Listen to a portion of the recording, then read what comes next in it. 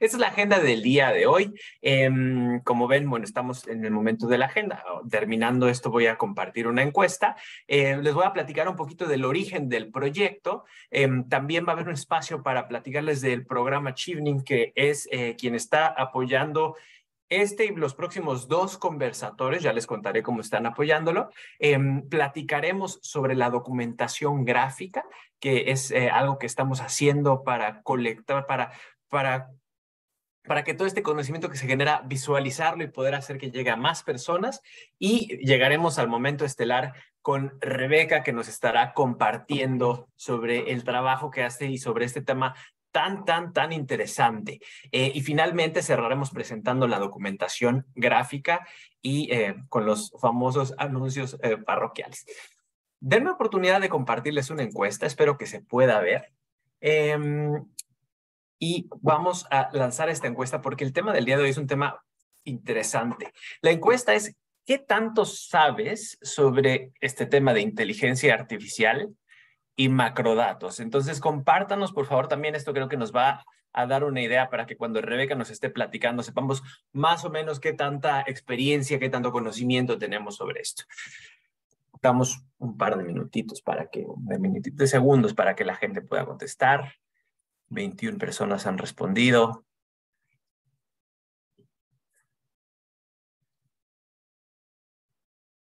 Perfecto, 24 personas, por ahí un par más de personas que respondan.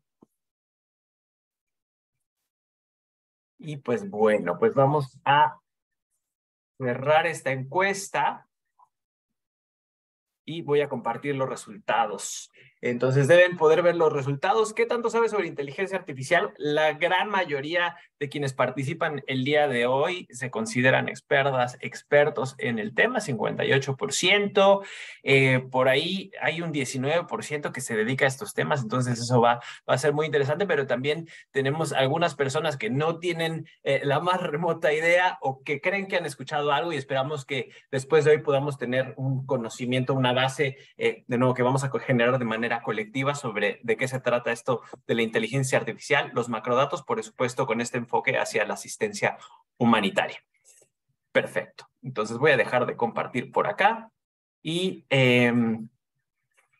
otra invitación que quiero hacerles, porque como ven en la agenda, antes de poder llegar a que Rebeca nos comparta, vamos a presentar un poco de este proyecto de Chevening. Entonces, por favor, piensen en alguna pregunta que tengan, estas preguntas que siempre quisieron hacer sobre estos temas, aprovechando la gran experiencia, no solo de Rebeca, sino que ya vimos que hay gente aquí que nos acompaña, que se dedica a estas cuestiones.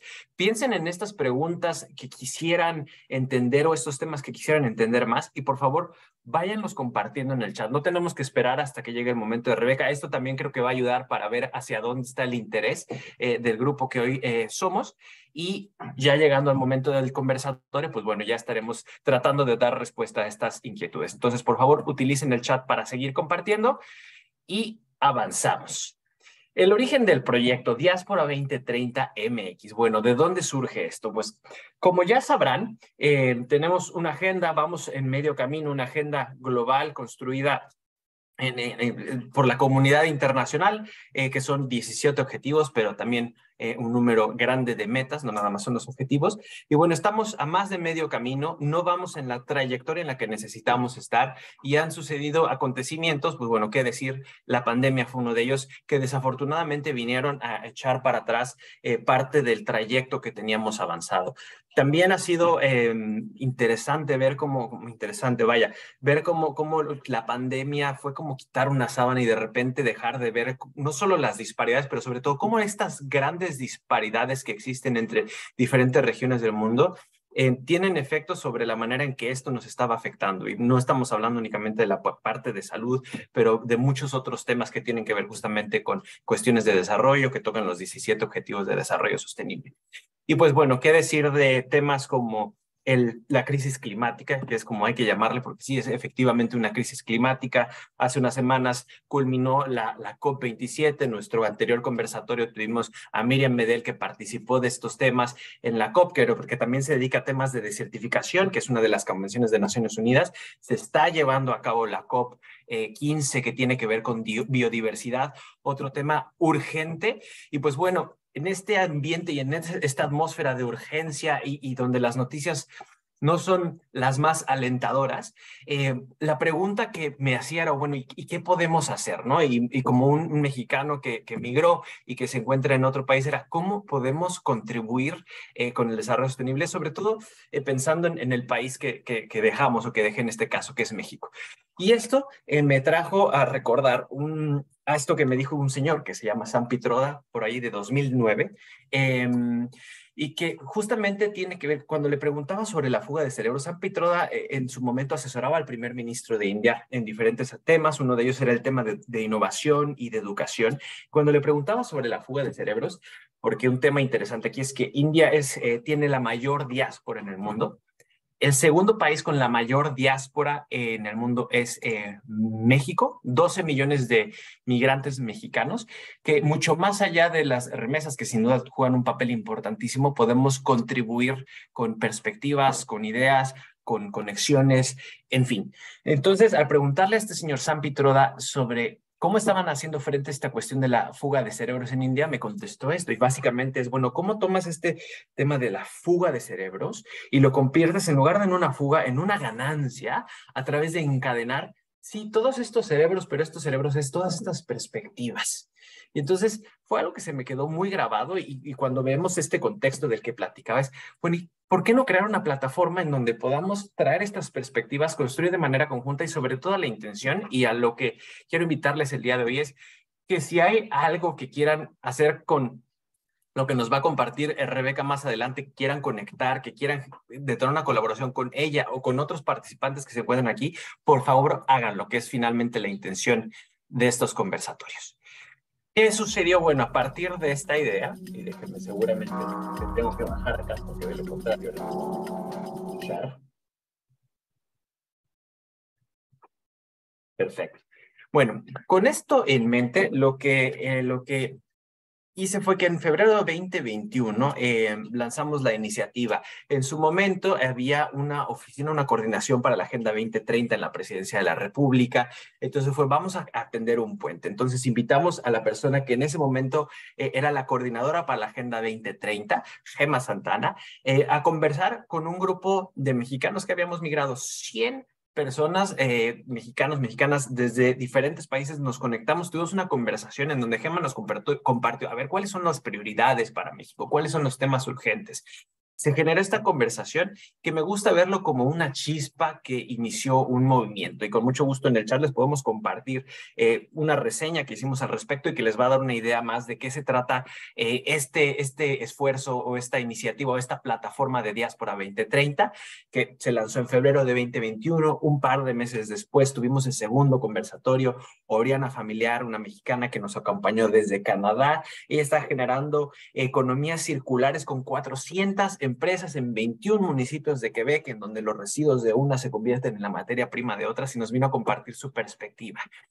Y a principios de este año, con esto, habiendo hecho esto, me acerqué al gobierno británico. Había tenido la enorme oportunidad, el enorme privilegio de estudiar una maestría en el Reino Unido con una beca del programa Chevening, que es un programa más allá de becas de liderazgo del gobierno británico, que además ofrece para los alumnos que estudiaron o los ex becarios de este programa un fondo, el fondo que hoy está financiando 6 conversatorios para que podamos estar aquí presentes el día de hoy. Así hemos tenido oportunidad de platicar, como vamos a platicar hoy con Rebeca, con Victoria Márquez. Es una mexicana en el Reino Unido que se dedica a generar estos mecanismos de rendición de cuentas y resolución de conflictos en proyectos de desarrollo en el Banco Europeo de Reconstrucción para el Desarrollo.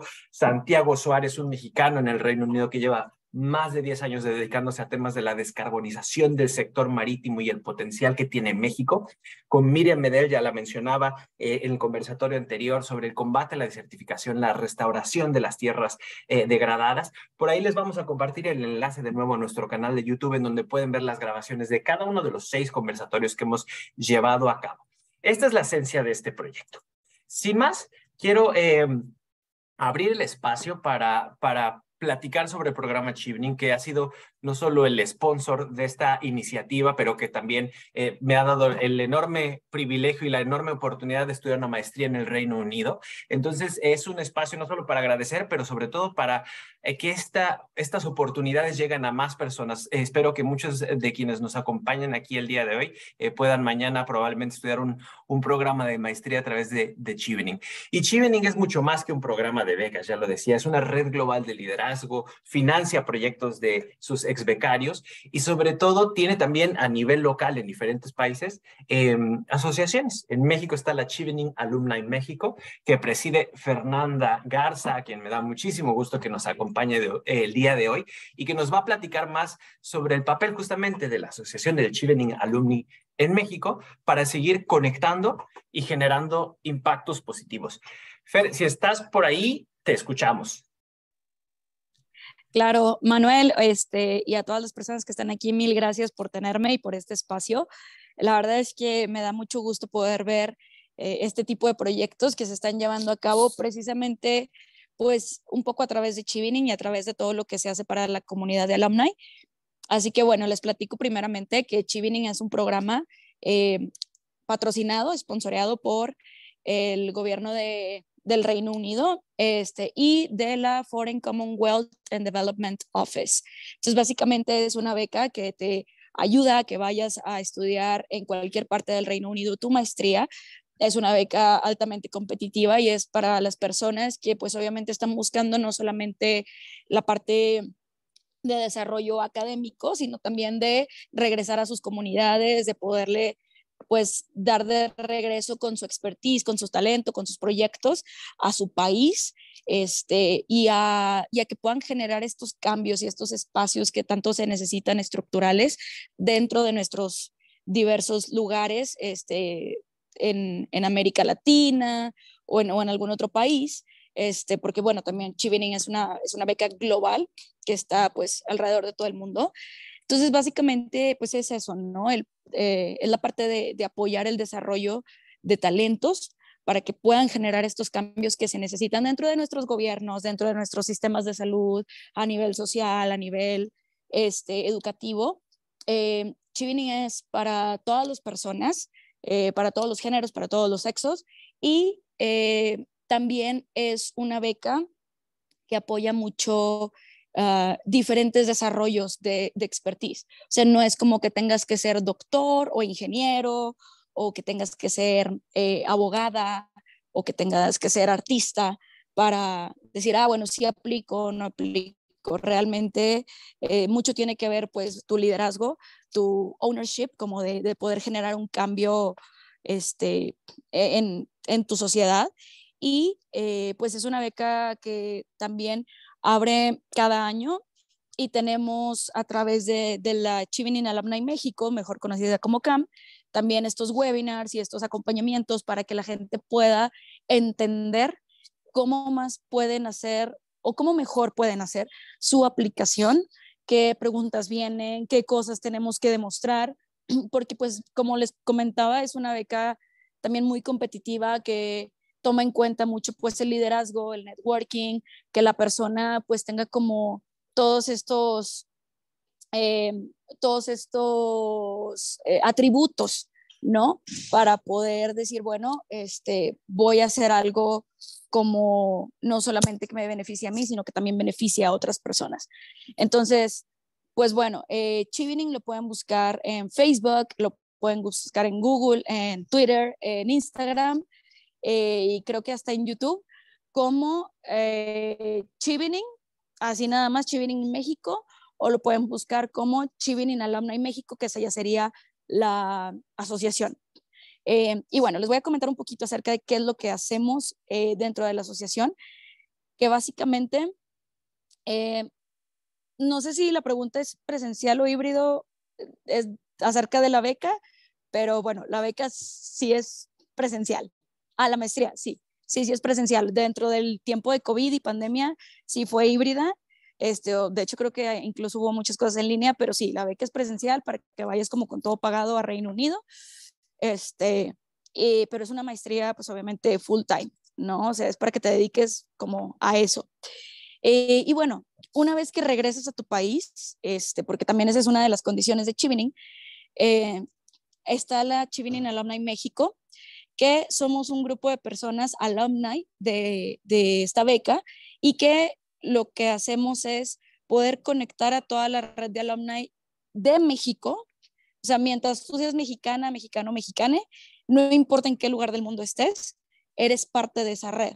Entonces, lo que hacemos es conectarles a través de eventos, a través de networking, a través de diferentes espacios, como por ejemplo este proyecto de diáspora, para uno, el conocimiento, dos, que puedan hacer estas conexiones profesionales y tres, que a través de esta red se pueda generar un cambio más grande en cualquier lugar del mundo donde estén, ¿no? O sea, si hay un grupo de Cheveners en Ciudad de México que tienen un proyecto de salud pública, se pueden juntar y lo pueden proponer a Chevening Alumni y de ahí tenemos un fondo que apoya a toda esta red de alumni únicamente para que ese proyecto se pueda llevar a cabo, para que ese proyecto tenga impacto, para que pueda estar también coordinado de la mano como con la embajada de Reino Unido. Entonces, eso es por la parte de alumni. Número dos, también hacemos proyectos sociales que no necesariamente tienen que estar fondeados. O sea, si alguien tiene como, no sé, la idea de que debería de existir una semana de cortometrajes de arte que fomentan la relación binacional entre Reino Unido y México, por ejemplo, y es algo virtual o algo por Zoom o algo que no necesita un fondeo.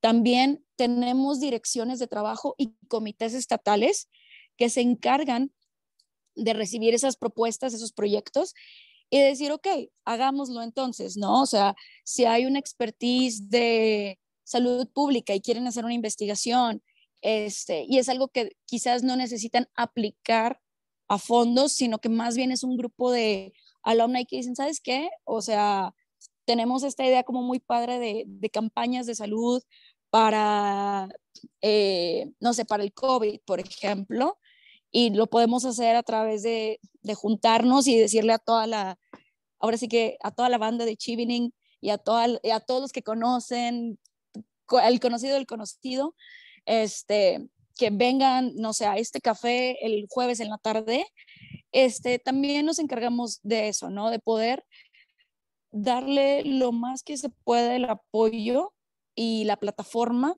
a los proyectos que los y les alumni están desarrollando este, y que están generando un impacto para todas las personas, ¿no? Entonces, esa es como que nuestra misión principal, hacer ese highlight de personas, hacer ese highlight de talento, de expertise, para que se pueda hacer así como una bola de nieve, ¿no? Y que no nada más vayas como que tú sola, solo, haciendo algún proyecto y que nadie sabe, sino que más bien tengas ese alcance y tengas esas conexiones que te puedan hacer que tu proyecto avance más, ¿no?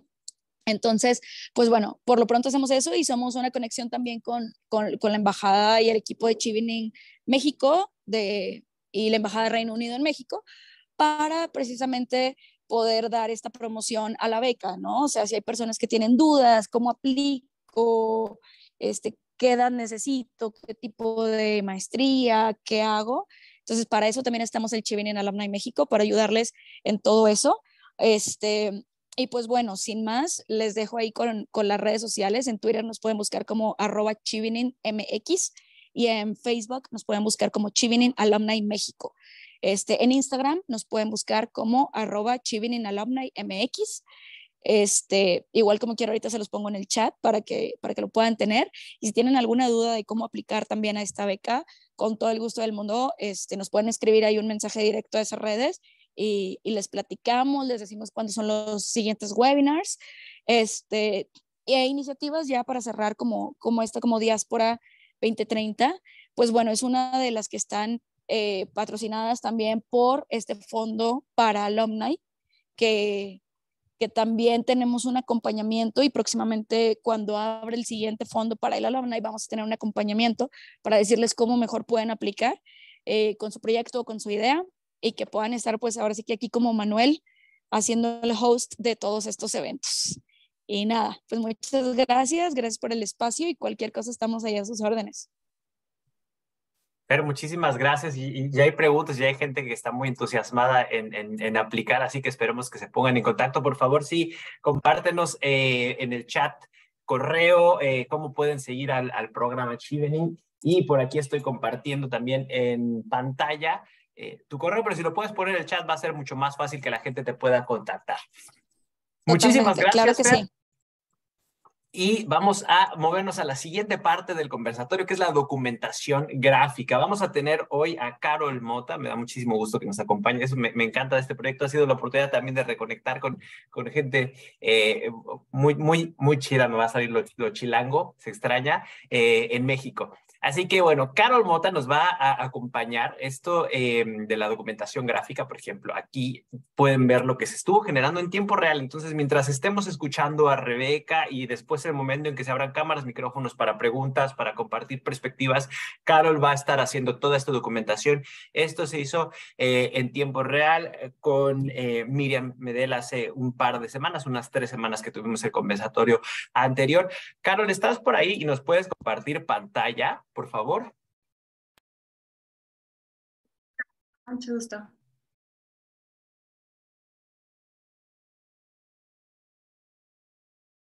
Gracias, Carol. Vemos la pantalla exactamente.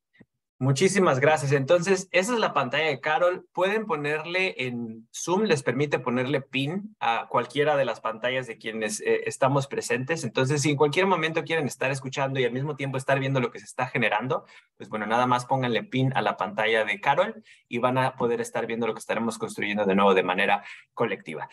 Muchísimas gracias por acompañarnos, Carol. Y pues bueno, estamos llegando al momento estelar. Ahora sí, déjenme les comparto de nuevo una vez más acá y deben de poder ver esto. Perfecto. El sexto conversatorio con Rebeca Moreno Jiménez que nos acompaña el día de hoy.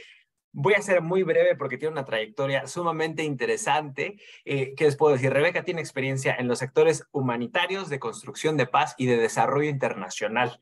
En el sector humanitario actualmente trabaja con una doble función. Es oficial de innovación y científica de datos del Servicio de Innovación de la Agencia de las Naciones Unidas para los Refugiados, la ACNUR, que está en Ginebra. En el sector de desarrollo internacional trabajó durante 5 años en la oficina local del Banco Mundial en México en áreas de datos abiertos, comunicaciones y acceso a la información y políticas de privacidad. En el sector de consolidación de la paz colaboró como consultora de políticas de TIC para una organización en Uganda de bases sin fines de lucro dedicada a abogar por la justicia transicional y la prevención del genocidio y las atrocidades masivas mediante el fortalecimiento de los esfuerzos de alerta temprana y respuesta temprana en el país.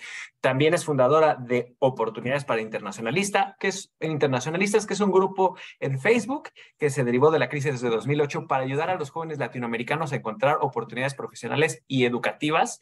Yo soy parte de ese grupo, uno más de los 40,000 miembros que tiene Oportunidades Internacionalistas. Además, es cofundadora de Urban Watchers, una empresa emergente fundada en Nueva York. Rebeca tiene una licenciatura en Relaciones Internacionales y también una maestría en Políticas Públicas por el TEC de Monterrey, Campus Monterrey, un certificado en Política Exterior de la American University y un diplomado en Educación Ejecutiva de la Harvard Kennedy School of Government.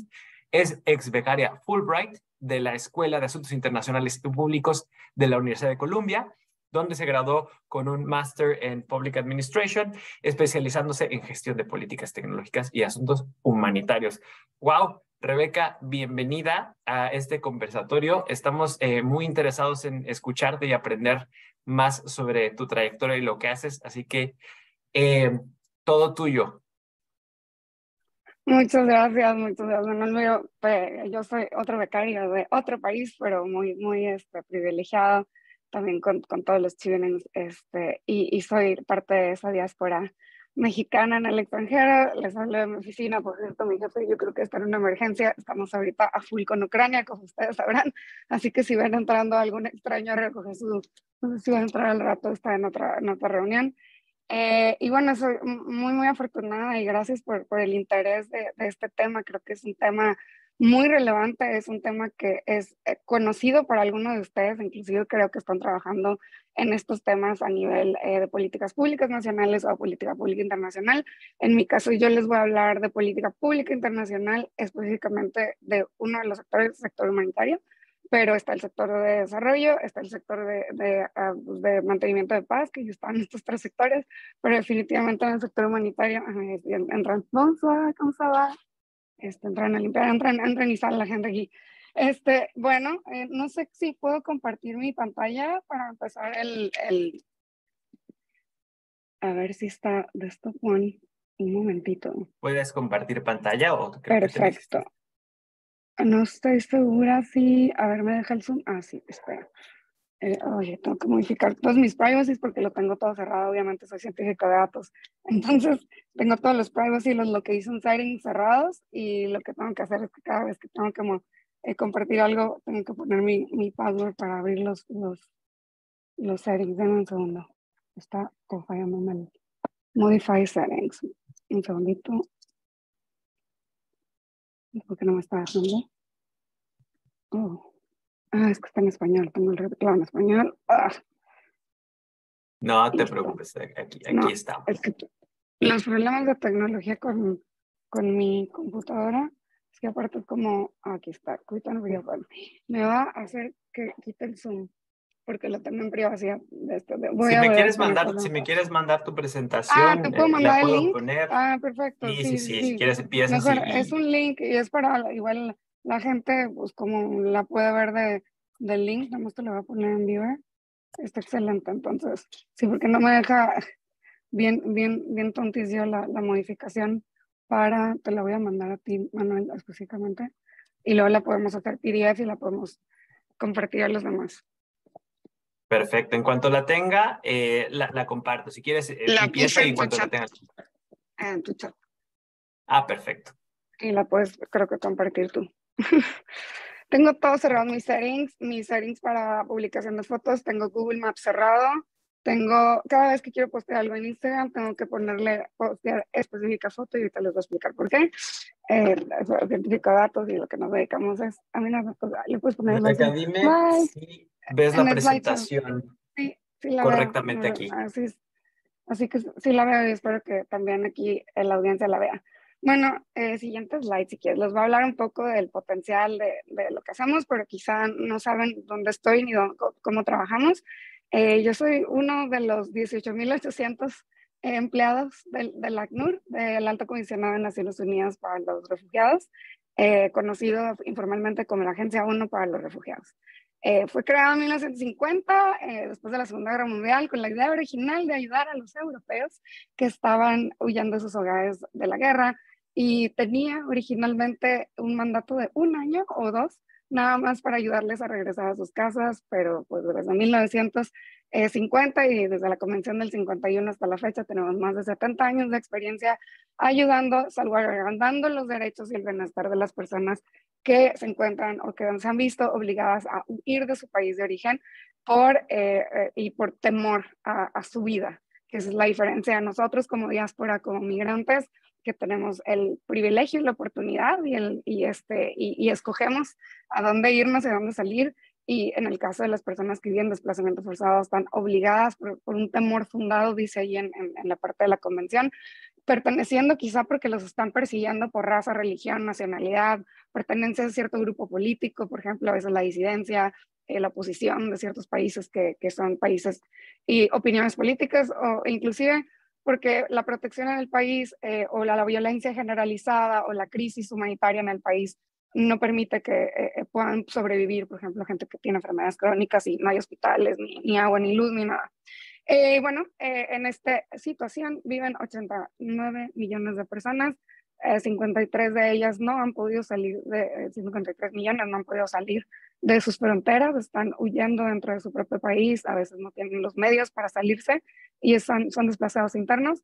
27 millones de personas han huido de sus países, incluyen las grandes crisis que ustedes ven en las noticias: Ucrania, Sudán del Sur, Yemen, Siria, Afganistán. Y bueno, Venezuela también como crisis humanitaria. y los 4 millones de solicitantes de asilo que están en proceso de limbo para que les den la condición legal de estatus de refugiado, con todos los derechos y las obligaciones que cuando un Estado ha ratificado la convención les tiene que dar, como derecho a educación, ayuda para obtener empleo, al menos integrarse, derecho a la salud pública, etcétera, etcétera. Bueno, dentro de estos 18,000 personas estoy yo, pero estamos trabajando en 135 países. Solo puede ser, de hecho somos 1,000, entonces es menos del 2-3%. Están trabajando aquí en Ginebra, un poco en análisis de políticas públicas. La mayoría de los demás, los otros 17,000, están en los 135 países, en las fronteras, ayudando todos los días a cargar agua, a mover tiendas de campaña, a hacer entrevistas, a ayudarles a huir con dignidad y a que lleguen a un lugar seguro. Y eso es mi trabajo. Ayudarles a ellos que les ayudan. Siguiente slide. Bueno, y yo trabajo en una sección muy especial, y esta es mi oficina, en el Servicio de Innovación del ACNUR. Y nuestro mandato es cómo poderles ayudar a estos colegas a diseñar nuevas soluciones que respeten la dignidad de estas personas que viven desplazamiento forzado y aquellas sin nacionalidad, porque también tenemos el mandato de apátridas. Y vienen con muchas ideas y con muchas preguntas de cómo ayudarles. Y yo específicamente soy el gestor del portafolio de datos de innovación con todos los proyectos de las operaciones que han venido, y yo les voy a hablar ahorita de algunos proyectos específicamente de datos. Siguiente slide. Y bueno, eso es lo que nuestro equipo siempre tiene en la mente cuando alguien nos dice, y sobre todo con socios o que quieren hacer como asociaciones externas o quiero trabajar con ustedes. Cuando nos dice, quiero usar nombre de tal tecnología, todo elegante, no sé, blockchain, lo que sea, con refugiados, y siempre les enseño esta foto, porque yo la tomé, está un poco blurry, pues es el mercado local del campo de refugiados de Melcadía, que es la frontera de Somalia con Etiopía, y bueno, esta es la estación de carga. Realmente lo que hacen es dejan su celular, o a veces nada más dejan el cargador, y con paneles solares están cargando y cobran. Básicamente hay un empleo de cargador de celulares. Cobran dependiendo de cuánto tiempo lo cargues y el tiempo que lo cargues. Entonces, puedes aplicar tecnologías en asuntos humanitarios, sobre todo con la inteligencia artificial, pues es un poco retador. Entonces, no imposible, pero retador. Nada más para que pues, vean un poco las condiciones de trabajo de nuestros colegas. Siguiente slide. Y también tenemos un montón de mitos y realidades con la inteligencia artificial, que ustedes han visto en las noticias, sobre todo aquellos que están trabajando en el tema, y para aquellos que nunca, me encantó la encuesta, pues me gustan los datos, para aquellos que nunca han visto o no han visto, les voy a dar un pequeño repaso muy, muy simple. Hay muchas cosas y muchos mitos acerca de la inteligencia artificial. Si va, no sé, hay gente que se imagina Skynet y Terminator, y hay gente que se imagina que van a quitarnos todos nuestros empleos. Y la verdad es que la inteligencia artificial no está tan avanzada, pero está avanzando rápido, muy rápido, más que la industria regulatoria. Entonces, siguiente slide. Voy a dar literal una introducción 101 para qué es realmente la inteligencia artificial. La inteligencia artificial es la capacidad que tiene un software, o más bien la capacidad que nosotros como humanos lo programamos. Una máquina, una computadora, un programa de computadora, aquí les enseño uno, aquí hay uno, para imitar los procesos cognitivos de los seres humanos. Nosotros, los seres humanos, tenemos reglas en nuestra cabeza, y ahorita les voy a dar un ejemplo bien sencillo, que nosotros lo hacemos ya automático, porque de hecho las capacidades cognitivas de un ser humano son extraordinarias. Entonces, cuando uno ve, no sé, aquí un carro, un bochito, un Volkswagen azul, uno lo ve y este es el input, ¿no? Para el cerebro, o sea, los datos, inmediatamente lo ve, lo distingue, es un Volkswagen, un bochito, un Volkswagen, no es un carro azul. Y nosotros tenemos la capacidad de extracción de, uno, el tipo de objeto, un carro, o dos, el tipo de color, o el color, el tipo de carro, inclusive un Volkswagen. Tres, el color del carro. Esto lo hace el cerebro en un segundo, porque lo ha aprendido o lo ha imitado de por años, y realmente nuestras condiciones o nuestra capacidad neuronal, nuestras redes neuronales del cerebro son extraordinarias. Y en un segundo hace esta clasificación, y luego también, si ve una bicicleta, puede decirte es un carro o no es un carro. En realidad, la inteligencia artificial lo imita. Nosotros la programamos para decirle, cada vez que escuches esto, cada vez que veas esto, ¿es un carro o no es un carro? Cada vez que veas este texto, ¿es o no es? Y ahorita vamos a ver un poco cómo trabajamos con esto. Siguiente. Y bueno, hay mucha confusión entre robotización o automatización, los procesos automatizados o robotizados, contra el aprendizaje automatizado, que es una disciplina, una subdisciplina de la inteligencia artificial, lo que conocemos como machine learning. La automatización, y lo ves aquí en una ensambladora de carros, es una tarea que se realiza de la misma manera cada vez. La máquina solo tiene las mismas reglas, no tiene ninguna variación. Se programa, es prerequerida esa regla. Entonces, por ejemplo, si le dice a la máquina, tienes que hacer el auto, la puerta del auto la tienes que ensamblar a estos grados, siempre, así siempre va a ser y siempre será. Y es una repetición y lo único que hace es ayudar al ser humano pues a acelerar estos procesos, ¿no? Ahora, el machine learning o el aprendizaje automático está basado en reglas humanas. Y lo que pasa con las reglas humanas es, por ejemplo, la estandarización de las tareas es incremental, ¿no? Es como se va incrementando a través. Entre más nuevos casos tenga la máquina, más aprende, más objetos que aprender y son casos diferentes. Por ejemplo, todos ustedes aquí tienen un algoritmo de, de su lavandería o cómo hacen su ropa. Para entender qué es un algoritmo, realmente son reglas que ustedes tienen o reglas que le podemos poner a las máquinas para programarlas. El algoritmo de que tienen ustedes se llama clasificación o classification algorithm le llaman. Y ustedes hacen su ropa o lavan su ropa de alguna manera. Hay gente que tiene el mono algoritmo, le llamo, toda la ropa va al mismo tiempo con los mismos colores en la lavadora. Hay gente que tiene un algoritmo súper complejo de tengo los colores oscuros, los colores claros y los de colores. Hay gente que tiene 5 categorías de algoritmo para las reglas. Divido colores oscuros, claros, encaje y otras cosas. Estos son algoritmos, son reglas que uno le pone a la máquina, en este caso la máquina de lavar, y ustedes lo ponen y lo procesan. Entonces a veces hay cosas confusas, como por ejemplo, antes, no sé si ustedes se acuerdan del típico vestido azul, que era dorado o era azul o no sabían de qué color era, porque a veces la máquina lo puede ver y no sabe si es de un color o de otro. Entonces, no sé, a ustedes les podía preguntar, ¿este vestido de qué color lo ven? ¿Azul o lo meterían en los colores o lo meterían en lo blanco? Y es ahí donde las máquinas se confunden. Uno como humano, tú como humano dices, yo este vestido lo meto en lo blanco. Pero mi sesgo, mi bias, le puedo decir, yo este vestido lo meto en color. Entonces, cada humano que programa esto hace un sesgo a la máquina y cada vez que el algoritmo vea otro vestido del mismo color lo va a meter otra vez en esa categoría. Y es bien importante tener esta parte de sesgo humano porque así programamos la lavandería y así programamos nuestras máquinas. Siguiente. Y ahora ustedes han visto estos ejemplos comerciales últimamente porque las máquinas, en su caso la máquina de lavar, pero en su caso las máquinas reales necesitan millones de datos para poder hacer distinciones entre objetos. Una de las tendencias que estamos viendo ahorita es el famoso Lensa AI, que está en Instagram, que les está pidiendo hacer 5 o 6 o 7 fotos, pero se imaginan millones de fotos leyendo las características faciales de biométricos de una persona. Y ustedes lo hacen como juego, pero en realidad esta empresa Lensa está aprendiendo, entre más ejemplos le den, más aprende de sus fotos. Y también tuvimos un ejemplo que ustedes se acuerdan, que era el reto de el 10-year challenge, el reto de los 10 años de Meta, de Facebook, para también saber cómo en reconocimiento facial y biométricos se hace pues básicamente hacen una diferencia entre 10 años, cómo crece un ser humano y qué características faciales tiene. Y ahora también está el tema de los asistentes virtuales, que si nos escuchan o no nos escuchan, de que nos han escuchado por mucho tiempo, sí, porque ahora pues antes los acentos ni nos entendían y ahora entre más les hablamos, Alexa, más les hablamos, a Siri, más nos entienden. Yo sigo pensando que Siri no me entiende a mí porque nunca me entiende, pero está mejor que no me entienda que me entienda. Tenemos apagado nuestro Alexa acá todo el tiempo porque yo les dije que lo apagaran para no escuchar música y que tampoco se escuche. Si es que escuchan o no, es un mito, dicen que no, pero a veces te llegan anuncios no sé, en redes sociales, en Spotify o cosas así de lo que hablaste con tus colegas sin haberlo ni siquiera buscado en internet. Siguiente.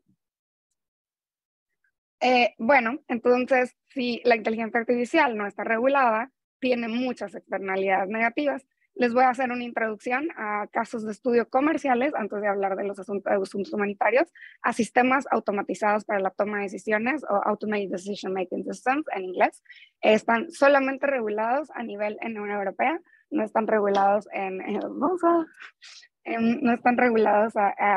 En algunos otros países está la regulación apenas naciente y se están analizando. Siguiente.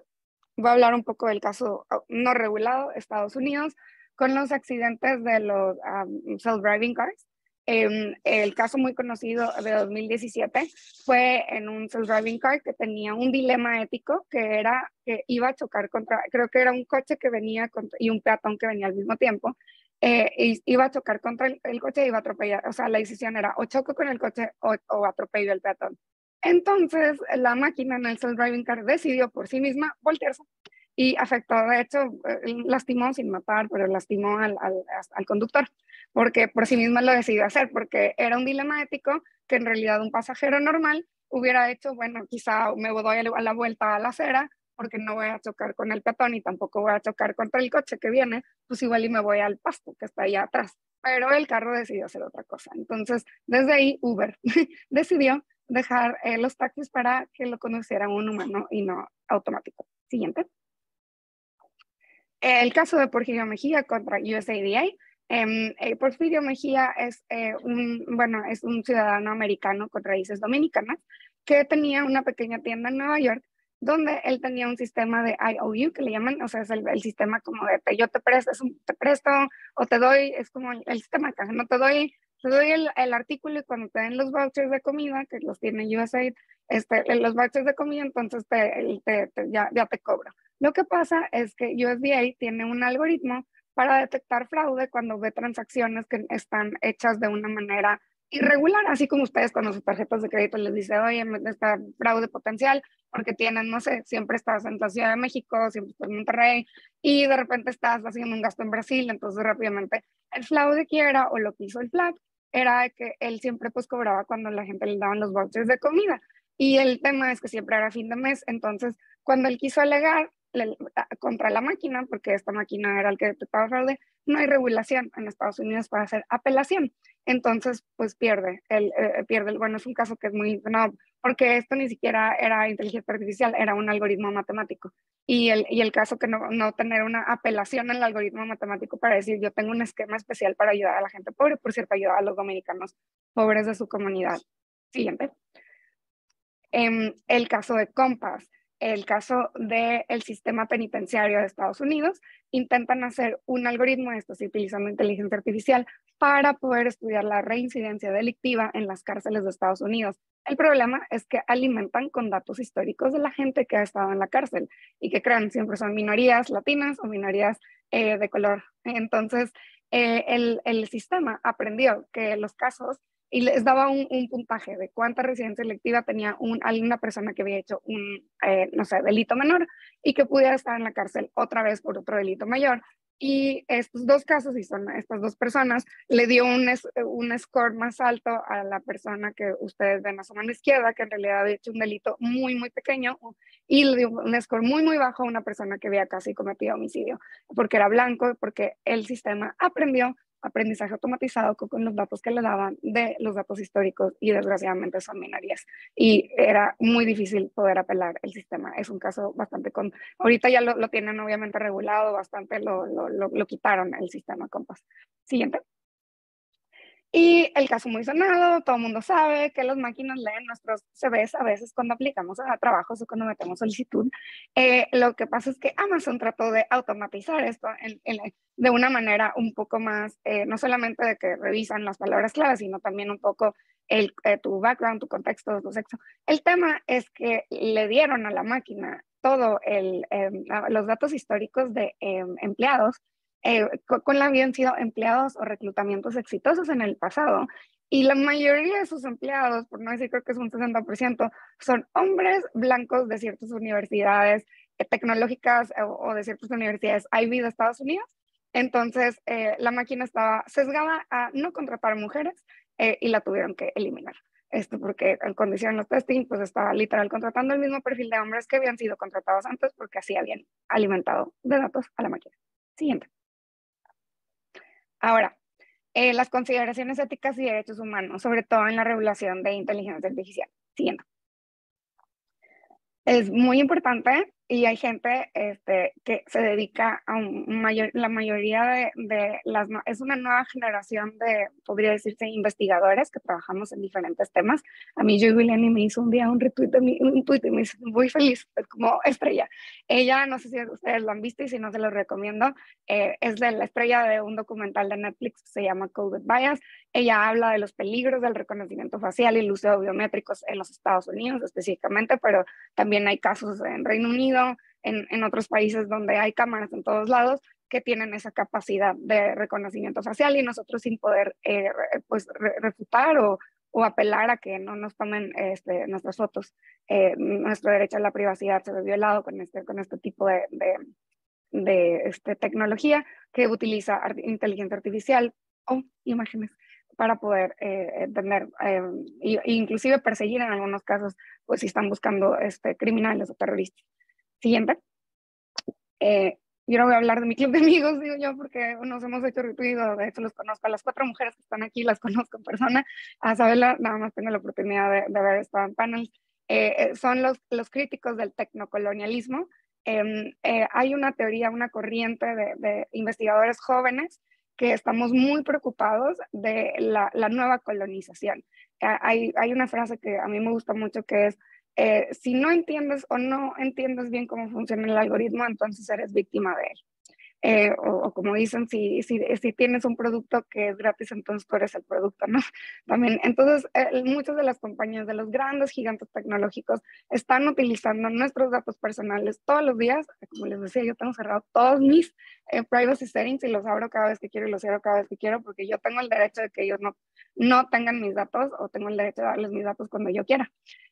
Esta parte de colonización, ¿por qué? Porque muchos de los algoritmos, muchas de las empresas que crean estos grandes algoritmos o las grandes empresas tecnológicas están ubicados en el norte global y están en Estados Unidos, están en Europa.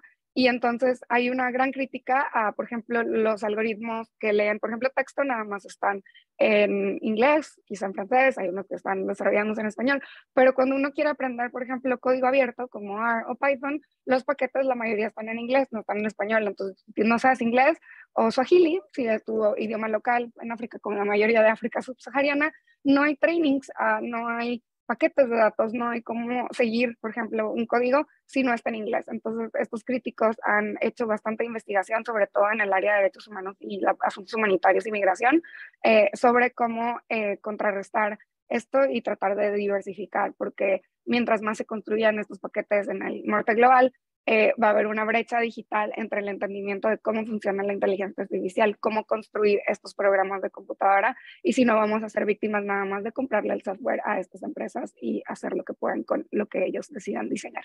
Siguiente. Y en asuntos humanitarios o en el sector público, ¿cómo se ve esto en organizaciones internacionales? ¿Cómo hemos aplicado inteligencia artificial aquí en el ACNUR? Sabiendo esto.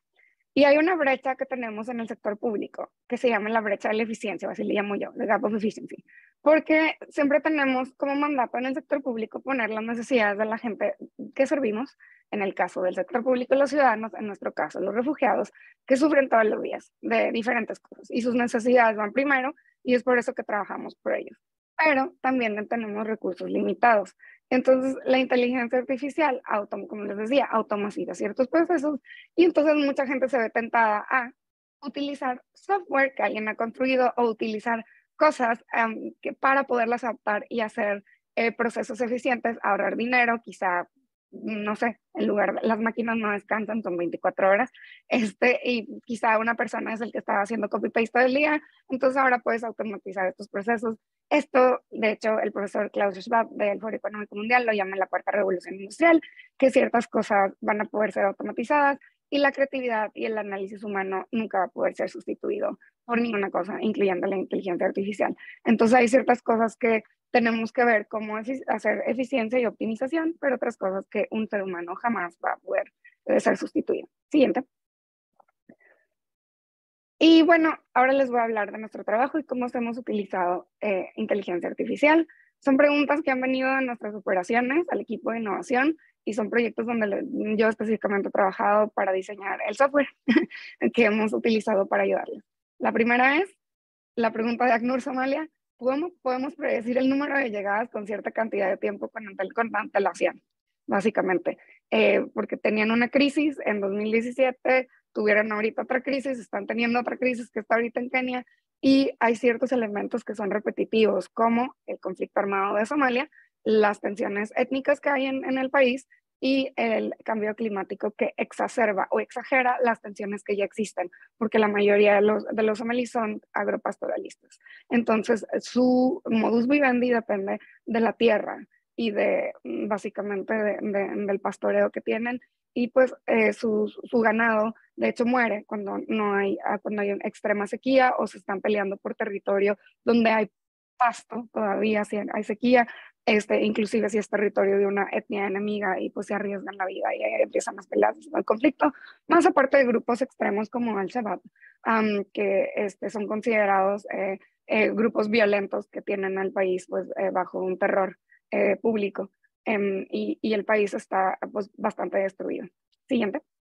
Y la otra pregunta de muchas operaciones: ¿cómo podemos saber cuáles son los incidentes más comunes relacionados con protección a derechos humanos en un área geográfica determinada, sobre todo violaciones de derechos humanos o cosas que están pasando en el país que puedan afectar y o hacer que las personas huyan del país, ¿no? O sea, cuando hay una crisis empieza siempre a haber ciertos indicadores de emergencias o violaciones de derechos humanos bastante severas. Siguiente. Entonces, los modelos computacionales en problemas de ciencias sociales o problemas humanitarios. Nosotros siempre dejamos huellas digitales públicas que ustedes aceptando las cookies todo el tiempo, yo las rechazo, y o los términos legales de las plataformas o redes sociales. Y ellos son los que deciden qué hacer con tus datos.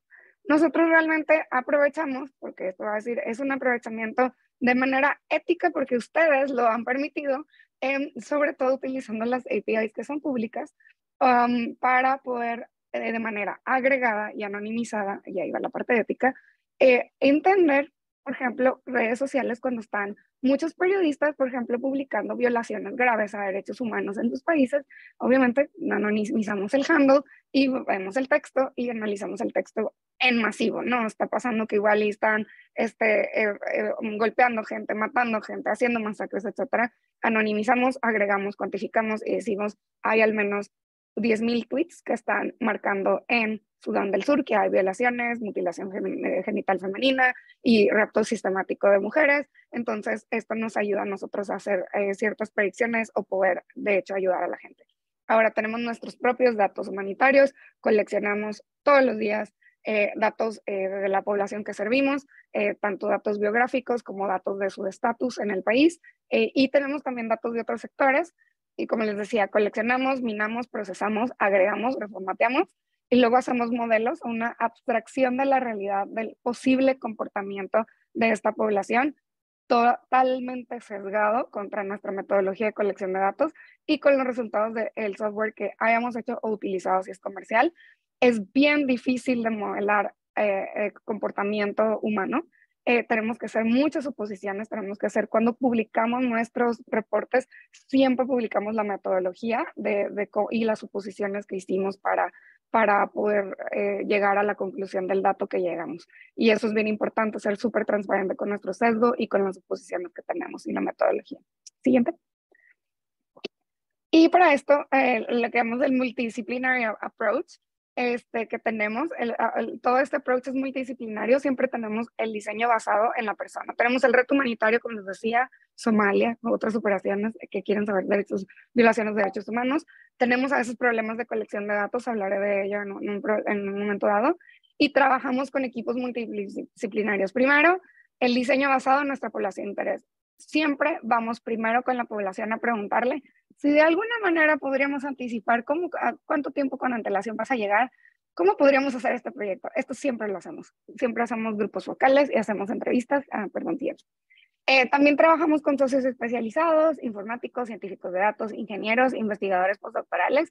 Tenemos muchos socios de muchas otras agencias de Naciones Unidas y socios académicos que nos ayudan a procesar datos de manera ética y con toda la parte de derechos humanos. De hecho, muchos académicos tienen también reglas estrictas para publicación de sus resultados.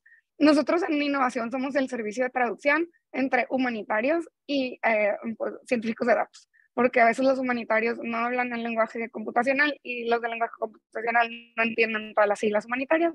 Entonces nuestro equipo es el que hace esta traducción. Nuestras operaciones de terreno son los humanitarios, ellos son los que vienen con el problema, ellos son los líderes del proyecto, ellos son la cabeza de lo que está llevando y las operaciones siempre son los que tienen contacto directo con refugiados. Y siempre tenemos un proceso de retroalimentación continua entre refugiado, operación, socios y nosotros para poder servir bien a la persona, o en este caso al refugiado ahí en el centro. Siguiente, coordinamos todo. Ahora, un dilema ético. Siempre en asuntos humanitarios hay un tema de datos, de calidad de datos. Entonces, por ejemplo, el dilema más común es los datos están incompletos. Y para modelar y para lo que les decía en Machine Learning necesitan muchos datos para que la inteligencia artificial o lo que sea que estás haciendo de modelos aprenda. Y siempre vienen con esto de, oh, no tenemos personal en esa área, porque pues hay conflicto, entonces tuvimos que evacuarlos. Entonces hay no sé, una brecha de 3 meses sin datos, o 4 o 5, un año. Cerraron esta parte de la frontera, cerraron la frontera y ya no pudimos pasar, o está el conflicto armado ahí y nos evacuaron, o perdimos los sensores en esta zona. Esto me pasó una vez real con los sensores de lluvia. Dijeron, es que estamos viendo la lluvia, la Organización Mundial para la Agricultura. Me dice, perdimos los sensores y no tenemos datos de 8 meses. Y yo, oh no, porque estoy correlacionándolos con conflicto. Entonces, bueno, para un científico de datos tenemos que hacer este dilema. Hay una pregunta que es, bueno, si los datos están incompletos, mi resultado o los datos son estadísticamente significativos para que yo pueda sacar una conclusión o un dato o un número, y si no, ¿qué hago?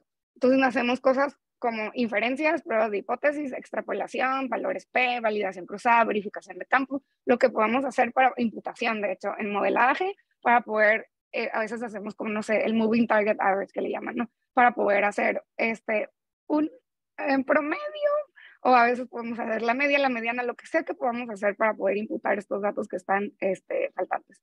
Como humanitarios, tenemos otro dilema. Deberíamos de proporcionar un resultado parcial o inexacto, incluyendo que los datos no estén completos, si de alguna manera este resultado, este número, ayuda a salvar una vida. Y este es el principio humanitario, que es el principio de humanidad, neutralidad, imparcialidad, son los principios que el principio de humanidad dice es aliviar el sufrimiento humano donde quiera que se encuentre. Entonces, la respuesta sería sí, aunque el dato esté incompleto y esté incorrecto, es mejor tenerlo que no tener nada y entonces la gente muera porque no diste un dato.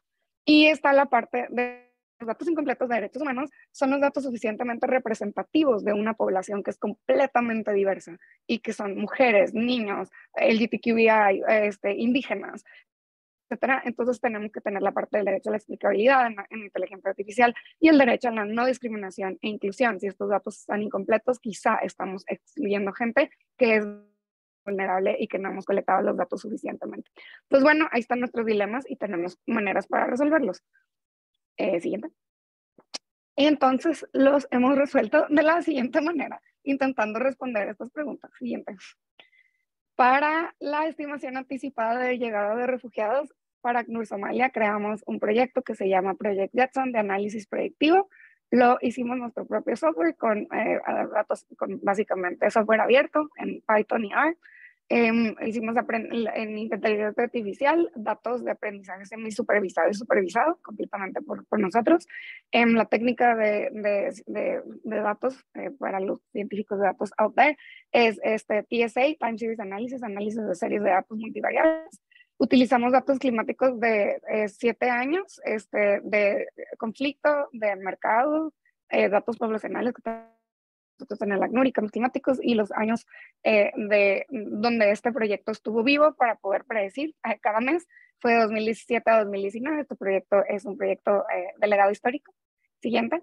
Una de las cosas que siempre recomendamos, y es la parte ética, es que si diseñas con y para y por los refugiados, tienes que hablar con refugiados. Y esta es una entrevista que me tocó hacer. Es un caso de estudio, de hecho, ahí está el link si quieren ver el documental de quién, de básicamente desplazamiento forzado.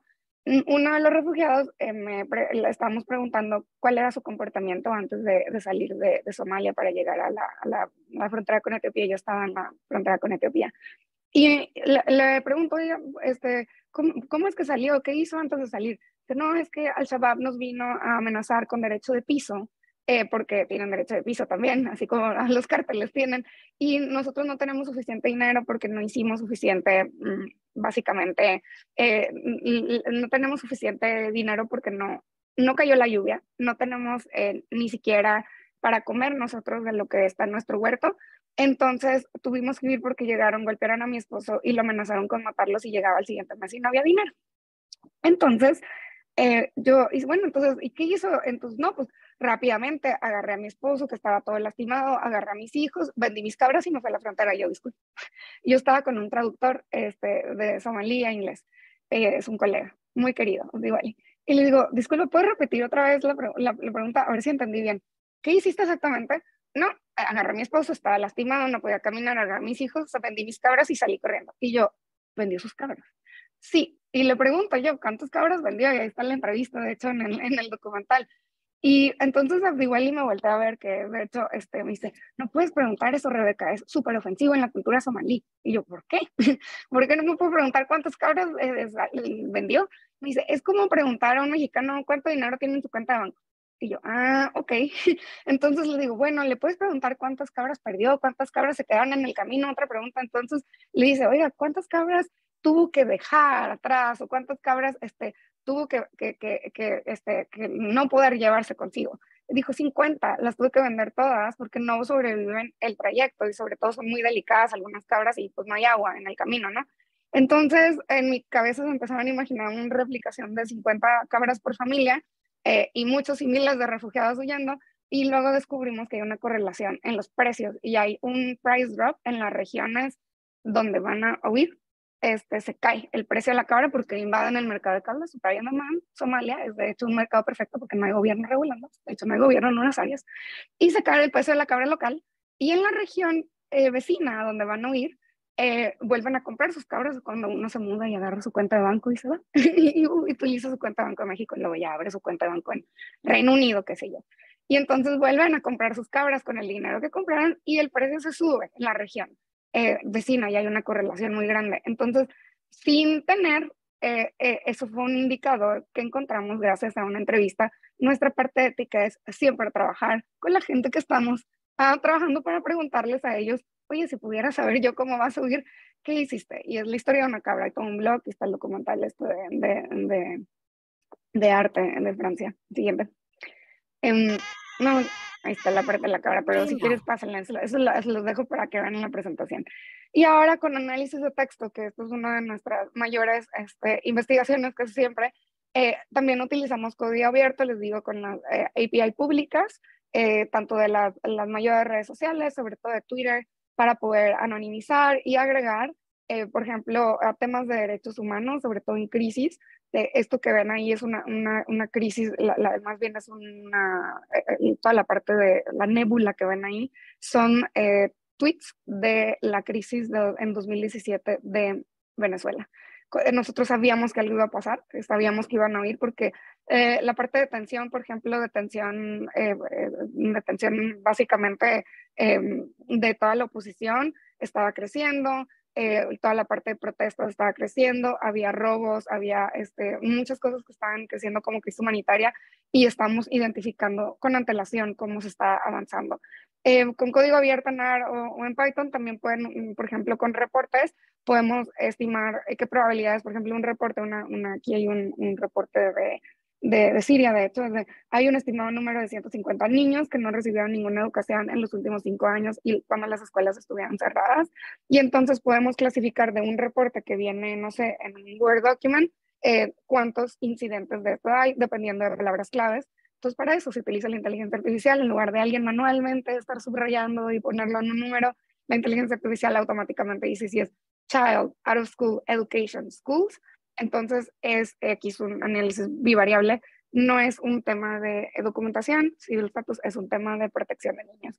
Y esto se puede hacer de manera automatizada y puedes entonces de manera automática o casi en unos segundos saber de un reporte gigante de 60 páginas que nos hizo un socio, cuántos, por ejemplo, temas de protección o violaciones de derechos humanos como el derecho a la educación hay en un reporte en un segundo. Y esto nos sirve mucho, nos ahorra tiempo, nos ahorra energía, nos ahorra personal, y es no invasivo porque obviamente son reportes que nuestros socios nos hacen o son redes sociales que están públicas y que las agregamos, obviamente, nada más para entender un poco mejor y poder ayudar a la gente que está viendo. Y fue el caso de Venezuela, que el siguiente año empezaron a ir. Siguiente. La regulación internacional no está ahí, y si la regulación internacional todavía no ha llegado, mucha regulación nacional. Lo único que les digo, la única que está regulado la AI bastante es aquí en Europa con GDPR, pero en otros países está apenas procesando, y a nivel de ONU, siguiente, es un trabajo en progreso. A nivel global, apenas sacamos este año, digo sacamos porque yo hice unas oraciones ahí a nombre del ACNUR. Bueno, de hecho estuve en el equipo que estaba coordinando. El líder de esta coordinación fue UNESCO, invitando a todas las agencias de Naciones Unidas a participar. Es la guía para las agencias de Naciones Unidas para principios de inteligencia artificial a nivel global. Todas las agencias de Naciones Unidas estamos mandadas ahora a través de esta guía a seguir estos principios que están definidos en la guía cada vez que queremos hacer un nuevo proyecto de inteligencia artificial para no lastimar a la gente, de seguridad y bueno, en este caso de la discriminación, los principios de no discriminación, sustentabilidad, privacidad de datos y agregación, como les decía. Este principio es el que estuvimos muy fuerte en la ACNUR, el principio de supervisión humana, o Human in the Loop, o Human in Command. Transparencia, explicabilidad, un paper que tenemos por ahí es de nosotros de explicabilidad en asuntos humanitarios, y responsabilidad y rendición de cuentas. Siguiente. Y apenas salió este año. Y el año que viene, se viene fuerte, está la debida diligencia de derechos humanos. El líder de la agencia a cargo es el Alto Comisionado de Naciones Unidas para los Derechos Humanos. Todas las agencias estamos participando en una simulación. Jetson lo voluntariamos para que lo pudieran destrozar en derechos humanos, pero para ver si había seguido toda la debida diligencia. Tenemos la única que creo que vamos a fallar es en inclusión del lenguaje, porque nada más los resultados están en inglés. Entonces nos pusieron una mala nota por no traducirlos al somalí. Y bueno, esto va a incluir no solamente inteligencia artificial, pero todas las tecnologías para que sigan debida diligencia, no discriminación, derecho a la vida, derecho a la privacidad, un montón de derechos humanos que lo van a describir. Está en draft y posiblemente saldrá en 2023. Hemos tenido acceso al draft porque estamos representando a la agencia en este grupo de trabajo. Siguiente. Y bueno, para aquellos equipos o ustedes que son líderes o que están trabajando con inteligencia artificial, siempre les tenemos una recomendación. Tu equipo o de diseñadores y desarrolladores, ustedes, si son los de managers de política pública, tiene que ser lo más diverso posible. Siempre tiene que haber etnógrafos, sociólogos, ciencias sociales, gente de relaciones internacionales, de hecho, abogados para entender la parte de regulación, y tus desarrolladores, que también tienen que tener, no solamente tienen que ser hombres, como la mayoría de los desarrolladores. Yo tengo un sesgo muy grande, el equipo lo sabe, y yo, la verdad, yo nada más contrató la mayoría de mi gente. Los desarrolladores pueden ser de todo tipo, pero la gente que trabaja conmigo son puras mujeres de tecnologías. Es bien sabido, y realmente no lo hago adrede, porque ahora lo que hace mi equipo de recursos humanos es que me hace blinded, ¿cómo le dice? Me anonimiza todas las aplicaciones y los CVs. Nada más tengo la experiencia y no sé cómo termino siempre viendo, porque distingo el trabajo de las mujeres. ¿Quién sabe cómo? Entonces ya me hacen trampa para que no tenga yo mi propio sesgo. Mis desarrolladores son de todo. LGBTQI community, hombres, mujeres, las. Pero mi equipo de diseño son la mayoría son mujeres, porque no hay muchas mujeres en tecnologías, en políticas.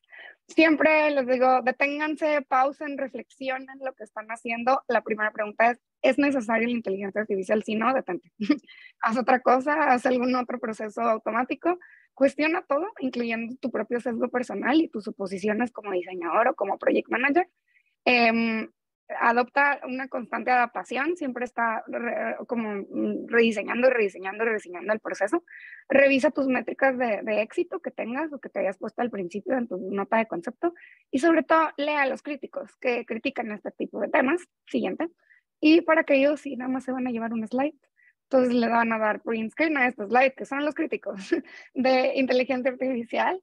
Sí, vamos a compartir las slides, le pueden dar clic a cada uno, les puse el link de cada uno de los tanto reportes como libros como artículos, pero ellos son los críticos más reconocidos de inteligencia artificial, derechos humanos, justicia social y ética.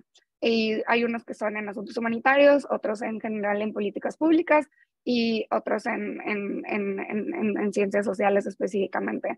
De cómo está sesgado, muchas de las cosas que les decía de tecnocolonialismo son uno de los mayores exponentes, están aquí. Y la mayoría de nosotros como ACNUR, pues hemos leído, de hecho yo he leído todos, y es muy importante que tenemos que tener en cuenta este tipo de perfiles, como les decía, tener esta diversidad, sobre todo si estamos construyendo sistemas. Pero para aquellos que no sabían nada de inteligencia artificial, espero que ahora sepan un poco cómo utilizamos inteligencia artificial en asuntos humanitarios. Sí, estoy viendo el de Invisible Woman específicamente, sí, claro. No, lo puse para, esos de datos, estos son los de inteligencia artificial. Hay otras cosas para datos y están juntos porque la inteligencia artificial necesita datos, pero hay un montón de libros de datos que también son Everybody Counts, el de Women, hay bastantes otros. Debería ser otros para datos de mujeres, ¿cierto? Fin. Oye, Rebeca, muchísimas gracias. De verdad que ha sido bien interesante escuchar de estos temas y todo lo que tocan, que muchas veces no lo reducimos a la tecnología, ¿no? Y están todos estos aspectos humanos que muchas veces se pasan por alto. Muchísimas gracias, de verdad que ha sido, nos dejas con muchas ideas en la cabeza. Yo no soy un experto en el tema y por eso mismo, y viendo también el tiempo que nos quedan como 16 minutos, quiero invitarles por favor a que quienes tengan alguna pregunta levanten la mano. También se vale compartir perspectivas, porque de esto se trata, ¿no? De generar de nuevo conocimiento colectivo. Entonces, por favor, levanten la mano y vamos abriendo cámaras. Les invito también a abrir micrófonos para que podamos tener este intercambio en estos minutos que quedan. En lo que la gente se anima, yo quiero nada más asegurarme que entendí correctamente algo. Dentro de la agencia, finalmente, ustedes desarrollan su propio software, porque ese es un tema que hablabas, ¿no? Cuando mencionabas sobre el neocolonialismo. Y bueno, y la pregunta es, bueno, ¿y quién es dueño de la tecnología? Y entonces, ¿quién es dueño de la información? Y si esto no está regulado, entonces, pues bueno, ¿no? ¿Esto qué puede representar? Pero ustedes desarrollan su propio software. ¿Todo el software que utilizan es propio? Sí, en algunos casos sí, porque también tenemos reglas bien estrictas en algunos casos, ¿no? Tienen los grandes contratos, ya sabes, las empresas Amazon, Microsoft con las empresas de nube. Tenemos ciertas regulaciones de nube, nada más podemos utilizar nube en Irlanda porque está protegido por GDPR, porque si la nube está en Estados Unidos es sujeto al Patriot Act. El Patriot Act es que pueden extraer los datos si encuentran un terrorista o algo. Entonces tenemos ciertas consideraciones de nube, por ejemplo, y ciertos sistemas que podemos utilizar o no, dependiendo de los contratos, pero la mayoría para inteligencia artificial nosotros lo hemos desarrollado con código abierto. ¿Sí? Datos. ¿Quién es el dueño de los datos? Los refugiados. Ellos son sus dueños, nosotros nada más los procesamos de acuerdo a la política de protección de datos de la ACNUR.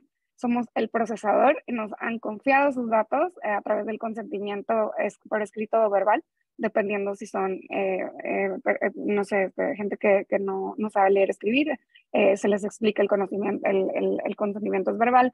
A la gente que sabe leer, escribir en su idioma local, les dan el consentimiento por escrito, y el consentimiento es bastante estándar, es una página y se les lee también el consentimiento, estás firmando, nosotros somos el procesador, los guardianes de los datos.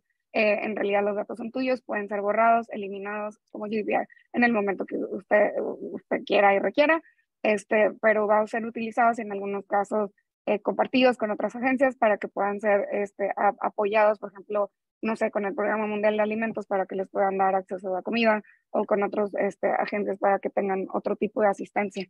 Pero los dueños de los datos son ustedes, y es por eso que ustedes tienen que tener todo su control de sus datos propios. Y yo creo que mucha gente va a cambiar todo eso después de haberte escuchado. ¿Cómo se levanta la mano? Dice Jonathan, así escribiendo eso en el chat. Jonathan, vamos a ir contigo para que abras cámara, micrófono, solo un segundo.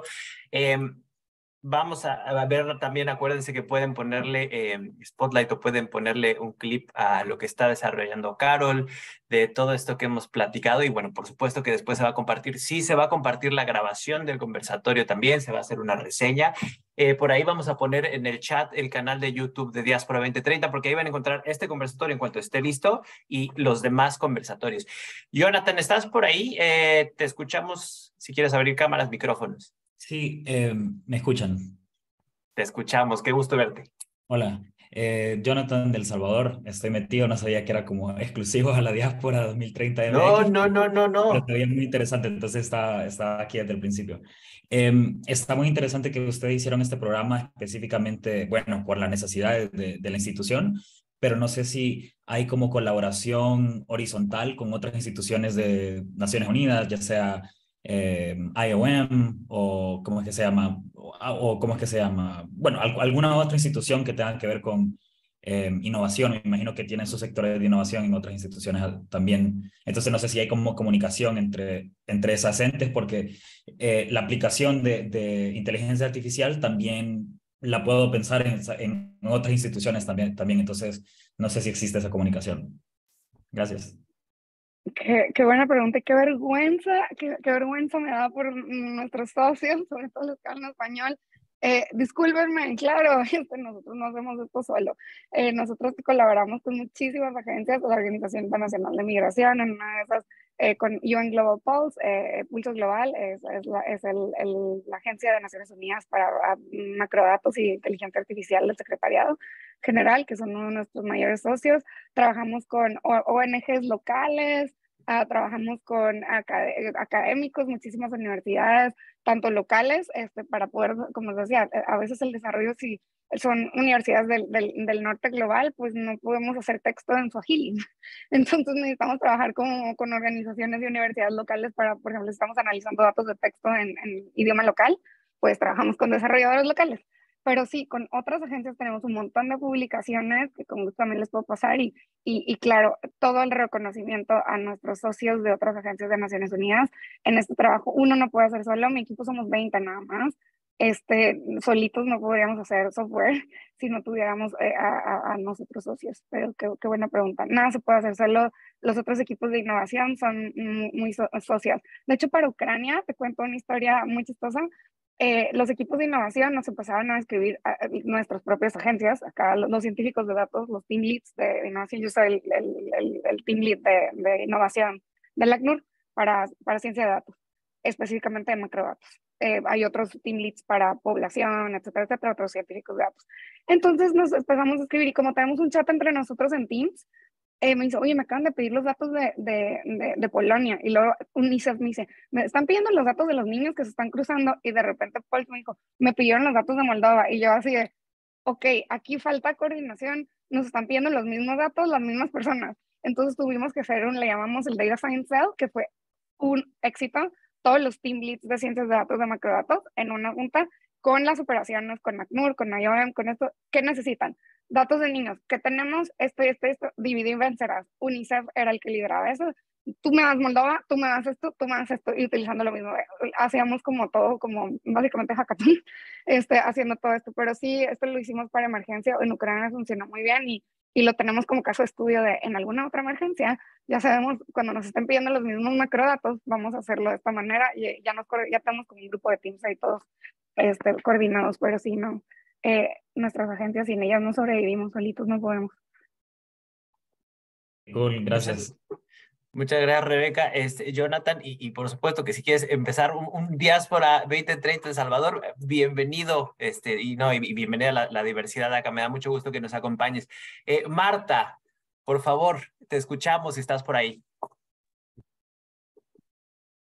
Ay, no tenía prendida mi cámara.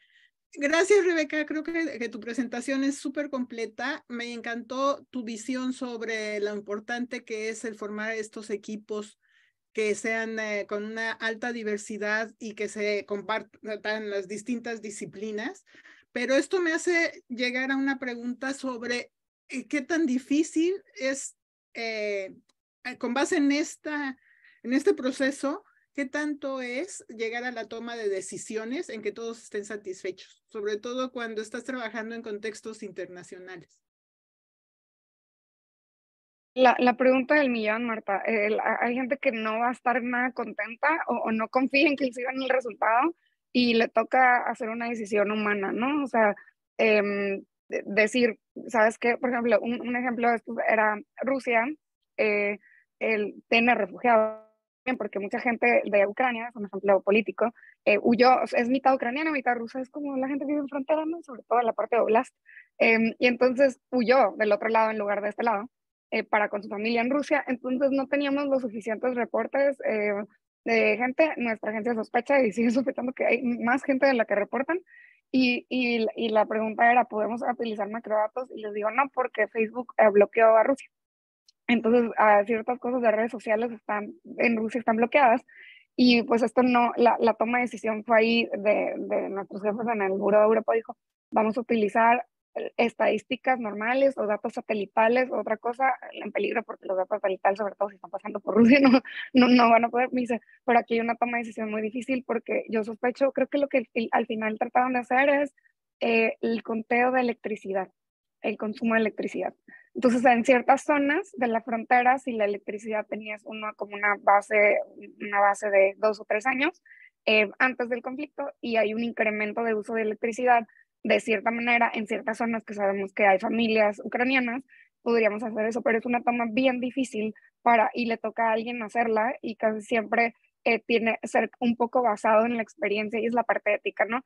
Muchos de los, hay un autor muy famoso en asuntos, ética de asuntos humanitarios, Hugo Slim, es otro libro que no puse ahí, en su capítulo 3 dice, los tomadores de decisiones humanitarias se basan en el gut feeling, lo que saben lo que conocen de 20 años de estar en todas las crisis, y es de, entonces nuestra jefa de datos de hecho de Europa dijo, yo creo que lo que vamos a hacer es electricidad, me dice, porque no sé si haya más datos, pero la electricidad, la gente va a conectar algo, dice, va a conectar el celular, va a conectar alguna computadora para comunicarse con tu gente, y si hay un consumo de electricidad, y eso es una cosa de pensamiento, pues, diverso, ¿no? Divergente. Entonces le digo, pues, electricidad, sí, vamos a ver si nos pueden dar los datos de electricidad, etcétera. Imagínate cómo, no solamente redes sociales y esto, pero es muy difícil, es muy complejo, y entre más experiencia humanitaria tenga uno, entre más crisis haya estado y visto y trabajado, más consciente es uno de este tipo de cosas. Al final le tocan decisiones difíciles, sobre todo a los representantes de nuestra organización, de hago esto o no lo hago, porque inclusive para decir, ok, los pongo aquí, los pongo acá, o negociar, inclusive construir un campo con el gobierno, el gobierno a veces nos quiere en la esquina y nosotros no, en la esquina está el conflicto, mételos para adentro. Hay una parte de negociación humana muy, muy dura. Y los tomadores de decisiones a veces no confían en los resultados de la máquina y ya está bien. Y así los dejamos esto es lo que me da. Pero a veces sí dicen, esto tiene mucha lógica porque aquí hay una parte, estamos utilizando en Ucrania, querían ver dónde hacer las encuestas. Utilizamos datos de la marketing API de Facebook que están probados por bastantes académicos, que pues, el targeting que hacen y les digo, en esta zona y esta zona de Bulgaria hay gente que habla ucraniano o que tiene Facebook en ucraniano, en lenguaje ucraniano. Entonces dijeron, esto es lógico, esta es la diáspora que ya vivía antes, que seguramente jaló a su familia. Ok, sí te creo, pero a veces me pueden decir, no, esto es ilógico, aquí no hay nadie, ¿no? Eso lo saben por experiencia nada más. Es muy importante tener esta experiencia diversa. Pero qué difícil. Yo solo soy el analista de datos, pero los tomadores de decisiones les toca la dura. Gracias, Rebeca. No. Gracias por la pregunta, Marta. Nos quedan un par de minutitos, Rebeca. Ha sido muy interesante. No veo más preguntas en el chat, pero un par de cuestiones. Uno, si hay alguna manera de conectar contigo, ¿cuál sería la mejor manera? Pero antes te quisiera... Oscar, te escuchamos. Muchas gracias, Manuel. Rebeca, estoy absolutamente cautivado con la información que nos diste. Yo desconozco de temas de tecnología que presentaste, pero desde la perspectiva de ciencias sociales, de derecho, sociología, que es a las cosas a las que me dedico, pues me parece fenomenal todo lo que nos platicaste. Y tengo una pregunta que a lo mejor no está exactamente en el tema que nos planteaste de la parte tecnológica, pero que podría estar relacionada y tiene que ver con uno de los aspectos que trabaja precisamente ACNUR tienen la parte de educación y un programa de inclusión educativa para personas refugiadas.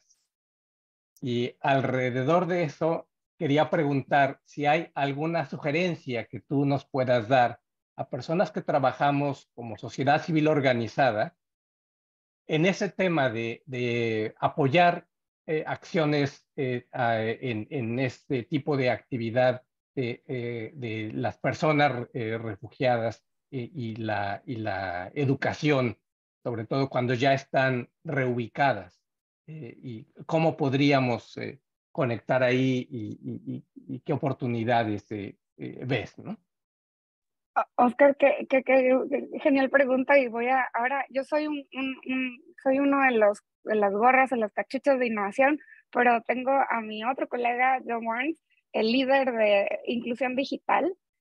Tenemos un programa en innovación de inclusión digital, justamente para gente que ya llegó, que ya está en un lugar y que a veces, porque viene de un país de origen que quizá su educación tecnológica es menor, o inclusive cosas para apoyo de proyectos, o inclusive como para hacer un CV. A veces no saben utilizar Word en muchos lugares, en muchos casos, y a personas con discapacidad también, ¿no? Que podría ser que no saben leer, escribir, o que no tienen ciertos accesos. Inclusión Digital está tratando de cerrar esta brecha digital que hay, no solamente de tecnología en general, del utilizamiento de cualquier tecnología de información, ni siquiera de inteligencia artificial.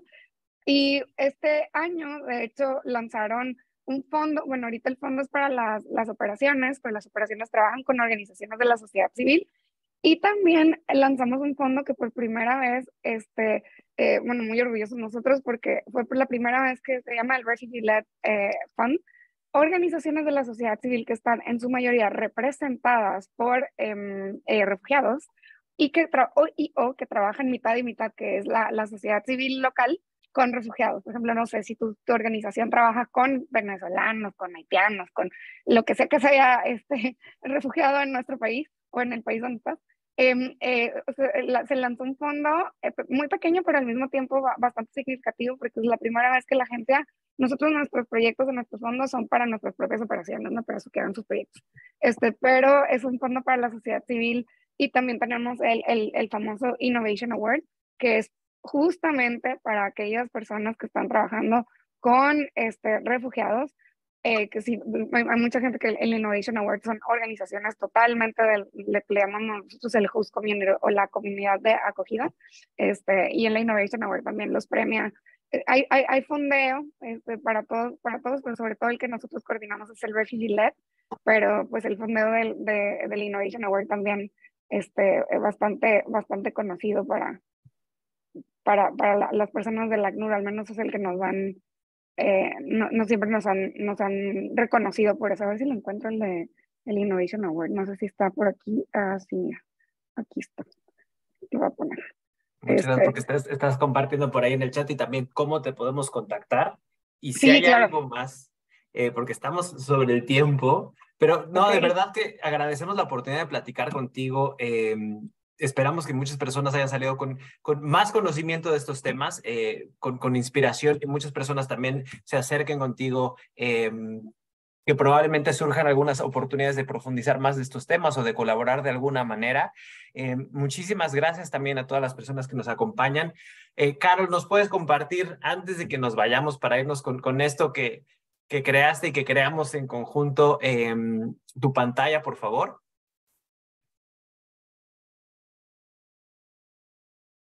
Bueno, ahora en un momento Carol nos va a compartir su pantalla. Rebeca, te agradecemos de verdad muchísimo. Seguimos conectados a través de esta plataforma de Diáspora 2030. También ya te estaremos invitando a unirte a los próximos conversatorios con otras personas que nos van a estar acompañando. Déjenme, le pongo por acá Spotlight para todos. Y bueno, y de nuestra parte nos estaremos viendo hacia el próximo año. Hacia finales de enero tendremos nuestro próximo conversatorio, y uno más todavía financiado con el apoyo del gobierno británico, con el que estamos muy agradecidos, con el programa Tuning. Pero gracias sobre todo a todos y a todas ustedes, porque hacen posible que este movimiento y esto que estamos creando suceda. Muchísimas gracias. Buenas noches desde Holanda. Buenas noches, Rebeca, y hasta la próxima. Buenas noches desde la sede central del ACNUR en Suiza. Hasta luego.